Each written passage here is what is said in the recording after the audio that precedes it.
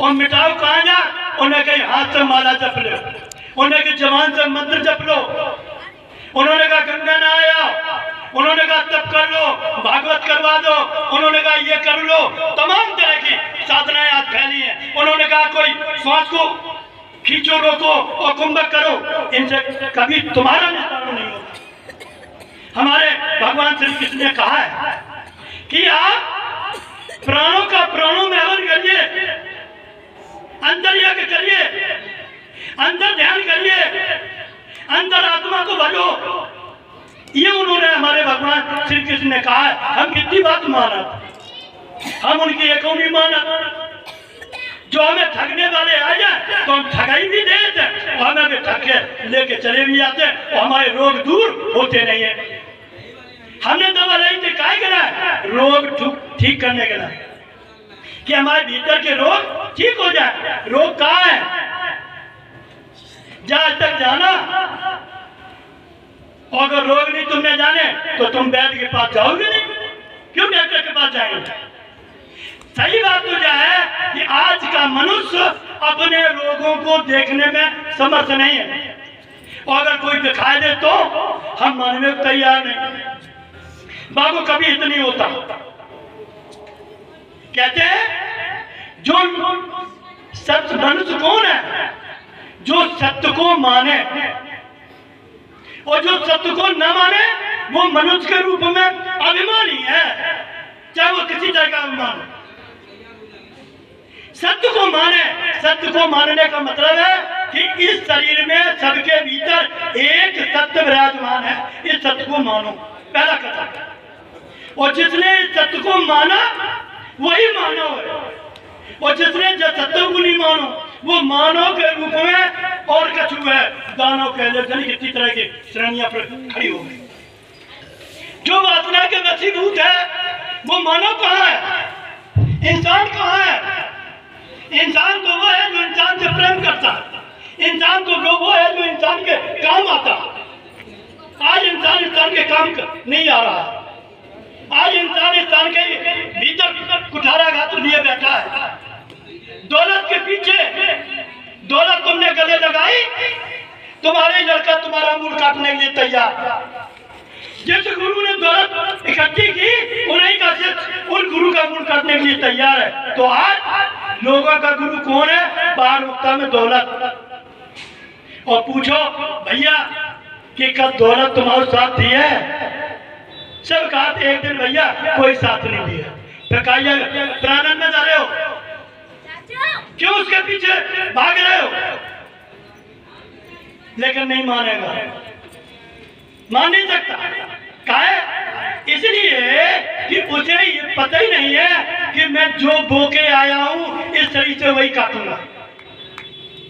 ईमानदारी की बात यही है कि शब्द ने लिखा ना, प्रारब्ध पहले बना पाछे मिला शरीर, तुलसी यही आश्चर्य है कि मन नहीं बांधा धीर।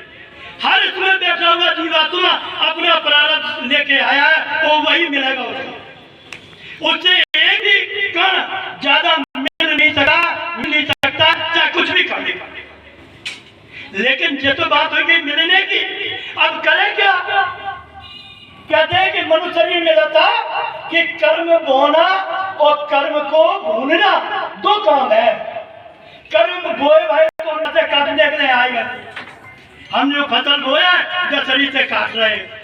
लेकिन अब क्या बोए, अब कौन सा बीज बोए जिस बीज के बोने से हमें पाप पुण्य रूपी कर्म पैदा ना हो। वह कौन सी फुलवाड़ी है, इसको बोने के लिए मनुष्य शरीर मिला था। कभी किसी ने पूछा कि साहब कोई ऐसा भी कर्म है जिस कर्म को बीज कर्म माने, बीज जो ऐसा कोई कर्म है जिस कर्म को करते रहें और हमें उस कर्म का बोझ ना बने। उन्होंने कहा है, कहा उन्होंने कहा तुम अपने, देखो भगवान कृष्ण ने दो प्रकृतियां बताई हैं। एक बताई है कि क्षिति जल पावा गगन समीरा, पांच तत्व में मिल बना शरीरा, ये पंच तत्व शरीर है। और इसके भीतर उन्होंने कहा मन बुद्धि और अहंकार, ये तीन की गठरी है। जब उनका अपरा प्रकृति है, जब तुम्हें मिली है और जब में तुम चेतना रूप से हो, और जब चेतना इन आंखों के साथ हो गई सोई जड़ हो गया। ये जीव वो चैतन्य था, ईश्वर का अंश था, पवित्र था, लेकिन जब चेतना का संग करके वो जड़ और वासनाओं के वशीभूत हो गया। अब इसी से छूटना, इससे जो छुटकारा मुझे दे दे, मुझे इन पंच भौतिक शरीर और मन बुद्धि और अहंकार से जो मुझे निकाल दे, वही मेरा सदगुरु है, गुरु है। और अगर नहीं निकाल पाता है तो छोड़ो दुकान, वो दुकान छोड़ो, आगे बढ़ो। जब तक मेरे भीतर इसका निदान ना हो जाए तब तक उस दुकान पर खड़े मत होना। ये इतनी बात लेके जाना। इस संसार में परम संतों का अभाव तो है, लेकिन ये नहीं कि है नहीं, अभाव है। दुकान बहुत बड़ी बड़ी है हमारे ऋषि प्रधान देश में, लेकिन सत्य की दुकान नहीं है। सत्य की दुकान में सत्य का दुकान जो सौदागर बेचने वाला है वो भी बिरला होता है, और सत्य का खरीदार भी कोई बिरला है। सत्य के खरीदार कहूँ नहीं, भीड़ होगी। भगवान श्री कृष्ण के समय में देखो, उन्होंने थोड़े लोगों ने उनको समझ पाया, बाद में किसी ने नहीं जाना। श्री राम के समय में कुछ लोगों ने जान पाया श्री राम को, और बाद में उनके बापों ने नहीं जान पाया। और वो कहेगा अगर उन्होंने जाना होता तो वो मरने के बाद पृथ्वी में न जाते, उन्होंने नहीं जाना। ऐसे प्रमाण है, ये न कहना कि तुम क्या कहते हैं, हमारी बात कोई भी है प्रमाण से होगी। और अनुभव गुरु कौन है? जो तुम्हें भक्ति का अनुभव दे रहा है वो तुम्हारा गुरु है।